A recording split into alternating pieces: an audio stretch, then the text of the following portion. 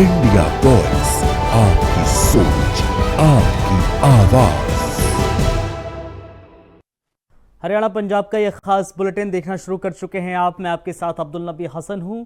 Bulletin की करते हैं शुरुआत। हरियाणा को नशे से आजाद कराने की मुहिम अब और तेज हो चली है। अंबाला कैंट के आईसीएस कोचिंग सेंटर में नारकोटिक्स कंट्रोल ब्यूरो ने एक जबरदस्त जागरूकता कार्यक्रम किया है। यहां छात्रों को शपथ दिलाई गई, नशा नहीं शिक्षा हाँ। कार्यक्रम में एनसीबी यूनिट अंबाला के एएसआई फूल कुमार ने बच्चों को बताया नशा किस तरह से हमारे समाज और भविष्य को दीमक की तरह चाट रहा है। उन्होंने सभी से अपील की है कि नशे के खिलाफ आवाज उठाएं और अगर किसी को नशा तस्करी की जानकारी हो तो बिना डरे 1933 या 9050891508 पर कॉल करें। हरियाणा राज्य नारकोटिक्स कंट्रोल ब्यूरो के पुलिस महानिदेशक श्री ओपी सिंह जी के दिशा निर्देशों एवं पुलिस अधीक्षक श्री मोहित हांडा जी व पुलिस अधीक्षक श्रीमती पंखुड़ी कुमार के नेतृत्व में नशे को जड़ से खत्म करने के लिए हर संभव प्रयास किए जा रहे हैं। अपराधियों की नाक में नकेल डालने के साथ विभिन्न प्रकार के जागरूकता कार्यक्रम आयोजित किए जा रहे हैं, जिसमें नमक लौटा अभियान, पैकेट चैलेंज स्वीकार करना, नुक्कड़ नाटक और जागरूकता कार्यक्रम के साथ साथ साइकिल यात्रा निकाल कर एक जन आंदोलन खड़ा करने का कार्य युद्ध स्तर पर किया जा रहा है। नशे के कारण घर, परिवार, समाज बहुत अधिक प्रभावित हो रहे हैं, घर बिखर रहे हैं। समय से पूर्व युवा नशे की दलदल में जाकर अपना जीवन लीला समाप्त करने पर उतारू हैं। अब भारत सरकार और हरियाणा सरकार नशा मुक्त समाज को लेकर बहुत अधिक संवेदनशील है। नशे के व्यापारी को किसी भी प्रकार से नहीं बख्शा जाएगा। आज आपको एक साथ मिलकर इस नशे रूपी राक्षस का वध करने के लिए केवल एक कार्य करना है। आप नारकोटिक्स कंट्रोल ब्यूरो के हेल्पलाइन नंबर 90 508 91 508 पर इसकी सूचना दे सकते हैं। PM Shri government senior secondary school में बंदरों ने आतंक मचाया हुआ है। बंदरों के आतंक से स्कूल के बच्चे डरे और सहमे हुए हैं।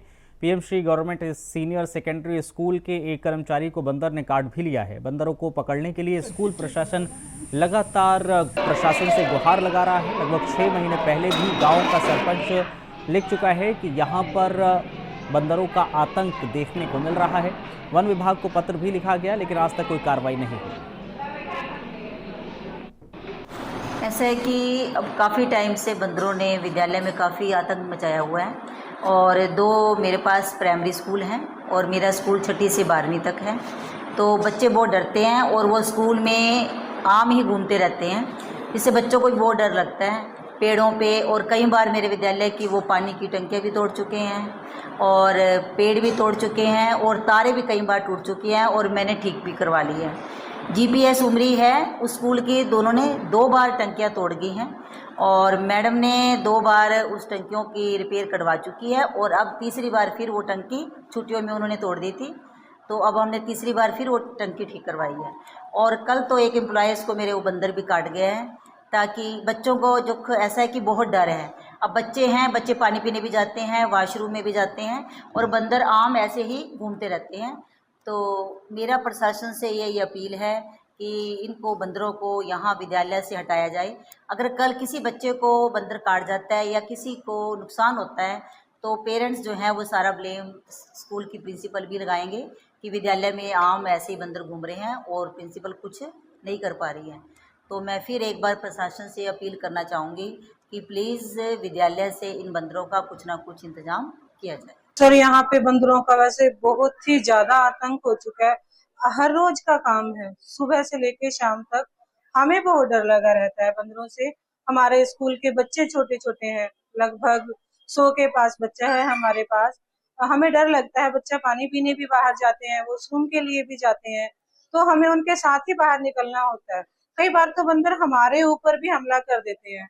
2-3 बार हुआ है, मैडम है उनके साथ भी 2-3 बार ऐसा हो चुका है घटित कि बंदर उनकी तरफ भी छपते हैं और ऊपर से जो नुकसान करते हैं वो बहुत ज्यादा है। हर रोज ही पानी की टंकी तोड़ के रखते हैं, छुट्टियों में भी यही रहा। फिर हमारे पास फोन आते हैं कि जी बंदरों ने ये नुकसान कर दिया, बंदरों ने वो नुकसान कर दिया। और एक बार तो ऐसा हुआ, हमारी स्वीपर है मान लो यहाँ पे, उस पे बंदर झपट पड़े, बाहर से सड़क पे जो दुकानें हैं उन्होंने छुड़वाया था उसको। तो हमारी प्रशासन से अपील है कि प्लीज इनका कुछ किया जाए कि कहीं ये ना हो कि कल कोई ज्यादा नुकसान हो जाए किसी भी बच्चे का या टीचर का या किसी भी और कर्मचारी का। पहले तो मैं आपके चैनल के दर्शकों को सभी को राम राम करता हूँ। मैं बसंतलाल उमरी, सरपंच प्रतिनिधि।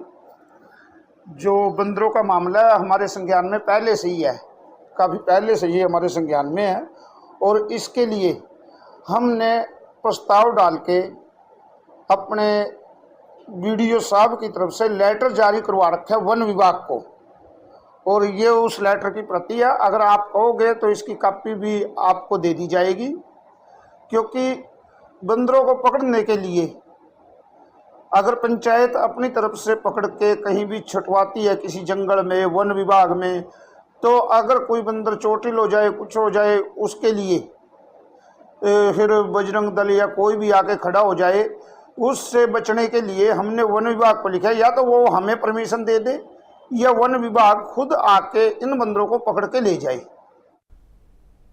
समाज विरोधी अनसरों के हौसले इस कदर बुलंद हो गए हैं कि उनके जरिए सरेआम बाजार में गुंडागर्दी की जा रही है। ताज़ी घटना जिला भटिंडा के कस्बा रामपुरा फूल की है, जहां प्रॉपर्टी का कारोबार करने वाले एक नौजवान पर उसे अज्ञात नौजवानों के जरिए हमला कर दिया गया जब वो अपने दोस्त के साथ मोटरसाइकिल पर जा रहा था। सरेआम बाजार में हुए इस घटना के बाद इलाके में दहशत का माहौल है। प्रॉपर्टी डीलर के जरिए भागकर दुकान में घुसकर अपनी जान बचाई गई। प्रॉपर्टी कारोबारी विपिन कुमार ने बताया कि वो अपना दफ्तर बंद करके घर जा रहे थे। इस दौरान ही उसके पीछे से 4 अज्ञात नौजवान आते हैं, तेज धार हथियार के साथ आते हैं और हमला कर देते हैं और उनके पीछे लग जाते हैं। हमला किया जाता है। इस हमले के दौरान उसके जरिए भागकर एक दुकान में घुसकर अपनी जान बचाई जाती है, लेकिन हमलावर दुकान में भी घुस गए और उस पर हमला करने की कोशिश की गई, लेकिन उसने अपनी जान बचाई। हालांकि पुलिस प्रशासन से सख्त कार्रवाई की मांग की गई है। सर ਅਸੀਂ ਦਫ਼ਤਰ 'ਚ ਬੈਠੇ ਸੀਗੇ, ਮੈਂ ਤੇ ਮੇਰਾ ਫਰੈਂਡ ਹੈ। ਬਸ ਅਸੀਂ ਸ਼ਾਮ ਨੂੰ ਮੰਨ ਲਓ 8:30 ਵਜੇ ਦਫ਼ਤਰ ਵਧਾ ਕੇ ਤਕਰੀਬਨ ਵੱਜ ਇੱਧਰ ਦੀ ਸਿੱਧੀ ਗਲੀ ਜਾਂ ਦੂਸਰੀ ਗਲੀ ਵੀ ਦੀ ਜਾਂਦੇ। ਕੱਲ ਅਸੀਂ ਬੈਠੇ ਅਚਾਨਕ ਹੀ ਜਦੋਂ ਗਏ ਉੱਧਰ, ਮੇਰਾ ਬੋਲਟ ਤੇ ਮੇਰਾ ਦੋਸਤ ਸੀ ਤੇ ਮੈਂ ਸੀਗਾ, ਜਦੋਂ ਇੱਕਦਮ ਇੱਧਰ ਮੁੜਨ ਲੱਗੇ, ਮੰਨ ਲਓ ਵੀ ਹਥਿਆਰਬੰਦ 4 ਬੰਦੇ ਭੱਜੇ ਆ ਰਹੇ ਸੀਗੇ ਮੇਰੇ ਵੱਲੇ। ਮੈਨੂੰ ਐਂ ਸੀ ਚੱਲ ਕਿਤੇ ਹੋਰ ਪਾਸੇ ਨਾ ਜਾਂਦੇ। ਮੈਂ ਮੋਟਰਸਾਈਕਲ ਦੇ ਵਿੱਚ ਦੀ ਕੱਢਣ ਲੱਗਿਆ ਤਾਂ ਉਹਨਾਂ ਨੇ ਮੇਰਾ ਮੋਟਰਸਾਈਕਲ ਫੜ ਕੇ ਮੈਨੂੰ ਸੱਟ ਲਿਆ, ਕਹਿੰਦੇ ਵੀ ਅੱਜ ਤੈਨੂੰ ਟਾਰਗੇਟ ਕਰਨ ਆਏ ਸੀ। ਫਿਰ ਮੈਂ ਉਹਨਾਂ ਨੂੰ ਬਹੁਤ ਵਾਰੀ ਕਿਹਾ, ਮੈਂ ਯਾਰ ਕੀ ਗੱਲ ਕੀ ਹੈ, ਮੈਨੂੰ ਐ ਤਾਂ ਤੁਸੀਂ ਕੌਣ ਆ, ਮੇਰੀ ਤੇਰੇ ਨਾਲ ਕੀ ਦੁਸ਼ਮਣੀ ਆ, ਮੇਰਾ ਕਾਰਨ ਤਾਂ ਦੱਸੋ। ਉਹਨਾਂ ਨੇ ਮੇਰੇ 5-7 ਮਾਰੀਆਂ ਜੀ, ਡਾਂਗਾ ਮਾਰੀਆਂ, ਮੰਨ ਲਓ ਸਿਰ 'ਚ ਮਾਰਨ ਦੀ ਕੋਸ਼ਿਸ਼ ਕੀਤੀ। ਮੈਂ ਉੱਥੋਂ ਬਚਾ ਕੇ ਮੰਨ ਕੇ ਚਲੋ ਬਹੁਤ ਹੀ ਮਸਾ ਨਿਕਲ ਕੇ ਆਇਆ, ਮੰਨ ਲਓ ਕੋਈ ਜ਼ੋਰ ਨਾਲ। ਮੈਂ ਇੱਧਰੋਂ ਆ ਕੇ ਭੱਜ ਕੇ ਸ਼ੌਕੀ ਦੀ ਦੁਕਾਨ ਖੁੱਲੀ ਸੀਗੀ, ਇਹਨਾਂ ਦੇ ਅੰਦਰ ਵੜ ਗਿਆ। ਫਿਰ ਉਹਨਾਂ ਨੇ ਅੰਦਰ ਵੜ ਕੇ ਮੇਰੇ ਤੇ ਹਮਲਾ ਕੀਤਾ। ਇੱਥੇ ਆ ਕੇ ਜਾਣੀ ਕਿ ਮੇਰਾ ਫਰੈਂਡ ਸੀਗਾ ਜਿਹਨੇ ਕਿ ਉਹਨੂੰ ਰੋਕਿਆ ਹੈਗਾ, ਨਹੀਂ ਤਾਂ ਮੰਨ ਕੇ ਚਲੋ ਵੀ ਉਹ ਮਾਰਨ ਦੇ ਇਰਾਦੇ ਨਾਲ ਹੀ ਆਏ ਸੀਗੇ। ਉਹ ਹੁਣ ਐ ਪਤਾ ਕਰਨਾ ਚਾਹੁੰਦਾ ਮੈਂ ਵੀ ਇਹ ਬੰਦੇ ਜਾਂ ਤਾਂ ਦੱਸਣ ਵੀ ਕਿਹਨੇ ਭੇਜੇ ਸੀ, ਇਹ ਬੰਦੇ ਮੇਰੀ ਕੀ ਦੁਸ਼ਮਣੀ ਆ। ਮੈਂ ਤਾਂ ਇਨਸਾਫ ਚਾਹੁੰਦਾ ਹੁਣ ਪ੍ਰਸ਼ਾਸਨ ਤੋਂ। ਮੇਰੇ ਆ ਦੇਖੋ ਆਹ ਚੀਜ਼ ਵੱਜੀ ਹੈ, ਤਾਂ ਮੈਂ ਡਾਂਗਾ ਮਾਰਦੇ ਜਦੋਂ ਮੈਂ ਰੋਕਦਾ ਸੀ ਹੱਥ ਨਾਲ, ਗੰਡਾਸੇ ਸੀ ਉਹਨਾਂ ਨੂੰ ਪੁੱਠੇ ਕਰਕੇ ਮਾਰ ਰਹੇ ਸੀ। ਮੇਰੇ ਪਿੱਛੇ ਢੂਹੀ 'ਚ ਮਨ ਨੂੰ ਲੱਤਾਂ ਤੇ ਆ ਇੱਥੇ ਬਾਵਾ ਥੱਲੇ ਬਾਵਾ ਸੱਟ ਮਾਰੀਆਂ, यानी कि उन्होंने गुंजा डंडे मारे, गुंजिया सट्टा मारी। धुरी में आंगनबाड़ी वर्कर सर्वजीत कौर का ड्यूटी पर ही निधन हो गया। वो धुरी के साथ लगते गांव बेंडा की रहने वाली है। धुरी के सरकारी अस्पताल में उसका पोस्टमार्टम करवाने के बाद संगठनों ने अस्पताल के बाहर धरना दिया है। CITU के नेताओं ने बोलते हुए कहा है कि ये सब काम के अतिरिक्त बोझ की वजह से हुआ है। नेताओं ने यह भी कहा है कि उनके परिवार के एक सदस्य को सरकारी नौकरी दी जाए और इसके साथ ही पंजाब सरकार के समक्ष 50 लाख रुपए मुआवजे के तौर पर की मांग की है। इसके बारे में जब पंजाब सरकार के प्रतिनिधि वहां पहुंचे तो उन्होंने कहा कि वो अधिक से अधिक परिवार के सदस्य को सुविधाएं प्रदान करने का प्रयास करेंगे।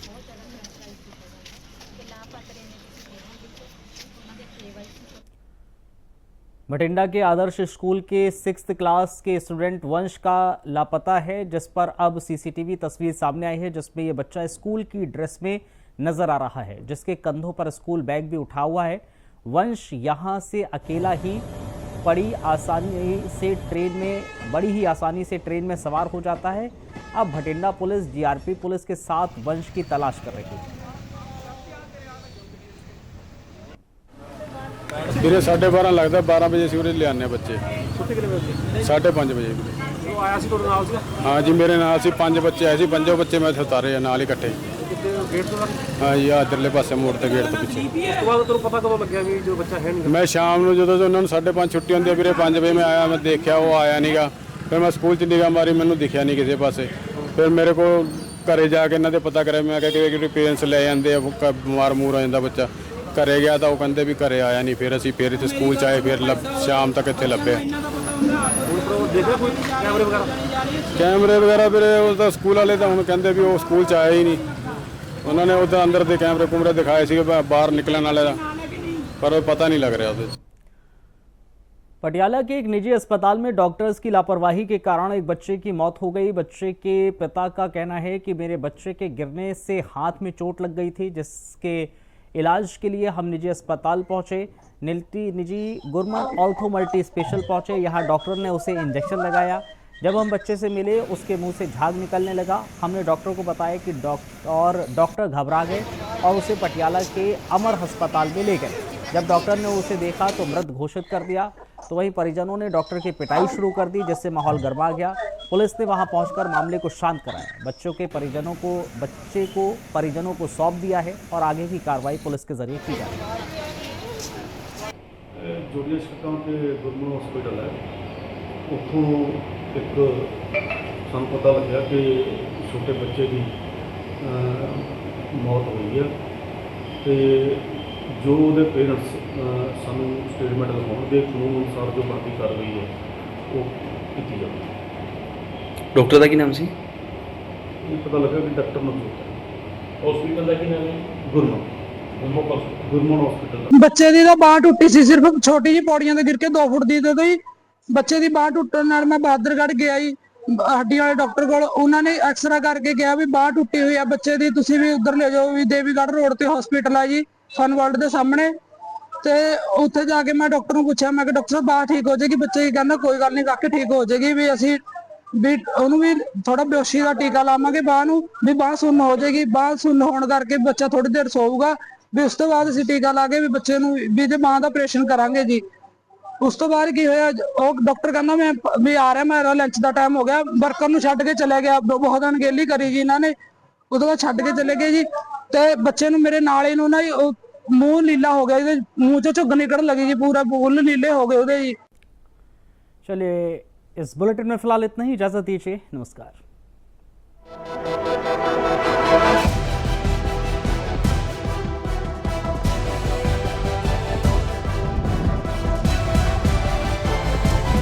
इंडिया वॉइस, आपकी सोच, आपकी आवाज।